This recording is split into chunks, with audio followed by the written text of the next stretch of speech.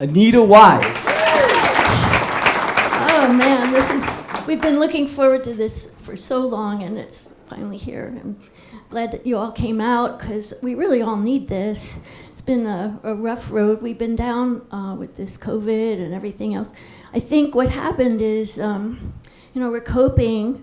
I should speak for me. I'm coping, but I just realized my veneer of not crazy is pretty thin. I'm kind of crazy adjacent at this point, I think, and just fronting that everything is okay. But what that was revealed to me recently, an incident that happened, you might be able to relate. I had a doctor's appointment, which was different for a number of reasons. One, I had to get dressed. Two, I had somewhere to go. I had to be there by a certain time. I mean, this was all kind of, oh, right, I remember. And then the fourth thing was I had to find parking, which, in the lockdown, if you went anywhere, you could park. So I'm at the doctor's, it's a medical practice, big, and the lots are completely full, and me and a few other desperate people are just cruising up and down, just stalking other people, hoping they'll get in and leave, and finally I got a break.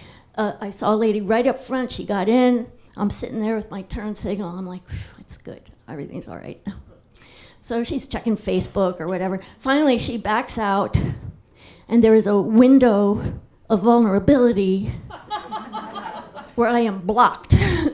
And my space is open. And sure enough, here comes this little sports car zinging around the corner, snakes my spot.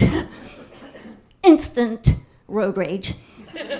Or in this case, parking lot rage. All of a sudden, this bile, like The Exorcist, I'm suddenly like, you motherfuckers! And I was like, oh my God, where did that come from? That felt horrible.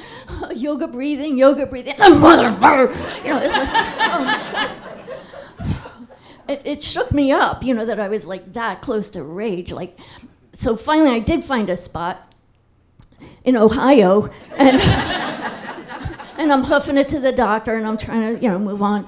But I passed the little sports car, and bam, I'm right there in that so pissed off place. I'm like, and I thought, you know what? I did nothing wrong. I'm gonna leave this guy a note. I'm gonna leave this stress right here, right now. I'm gonna tell him what I thought about what he did. What do I say? No justice, no peace,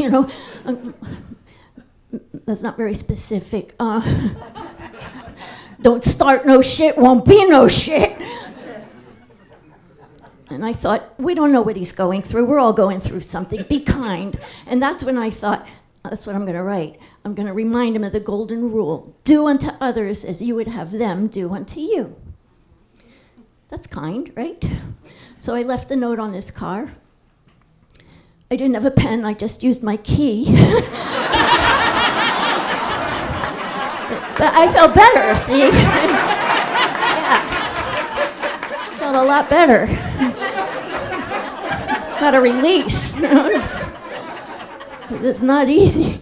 I mean, it's hard on everybody, I got to a certain point during the lockdown. I was living alone, and I was just having a hard time. It was just when is this going to end? What's going to happen? And I thought maybe I just need an online counselor or something. And I don't know if you've ever looked for a therapist online. It's pretty daunting. There's tons of them. They all specialize. You don't know who's good, who takes insurance. It's like, forget it, schizophrenia, drug addiction, anger management. Oh my God, I just have low self-esteem. My problems aren't good enough. I'm gonna have to work this out myself. I took online yoga classes to try to relax. Anybody else? Online yoga? Yeah, a couple people. I actually prefer it to the studio, I found out, because I'm more of a Zumba girl. I like noise and hopping around, and nobody can pay attention to me. In the yoga studio, it's very, very quiet. And if anybody's body makes any kind of noise, everybody hears it. It's not relaxing. Plus, they put you in all these really undignified poses. You're there with your butt sticking up, or you're lying on your back, hanging onto your ankles with your legs spread apart, rocking. That's called happy baby. It is. It looks more like happy husband, but you know.